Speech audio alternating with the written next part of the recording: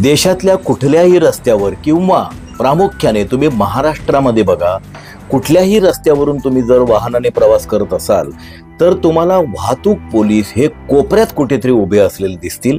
ते तुम्हाला रस्त्याच्या मधोमध उभं राहून दोन्ही बाजूंची वाहतूक नियंत्रित करतायत असं दृश्य फार अभावाने आपल्याला बघायला मिळतं।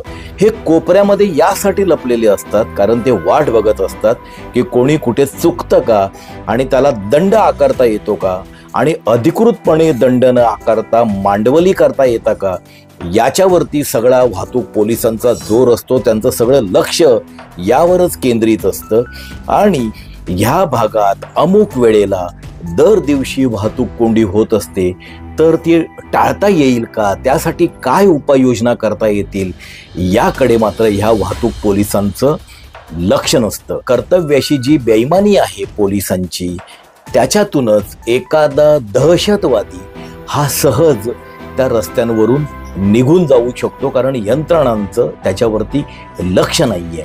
तुम्ही विचार करा की जे वाहतूक पोलीस वाहतूक नियमांचं उल्लंघन केल्यानंतर 10-20 रुपयामध्ये किंवा 5-50 रुपयामध्ये जर पटवू शकतात, तर एखाद्या दहशतवादाने त्यांच्या हातात जर एखादी 500ची नोट दिली किंवा एखादं बंडल दिलं तर त्याच्याकडे ते सपशेल दुर्लक्ष करतील। याच्याबद्दल कोणाच्याही मनामध्ये कुठला संशय असण्याचं कारण नाहीये।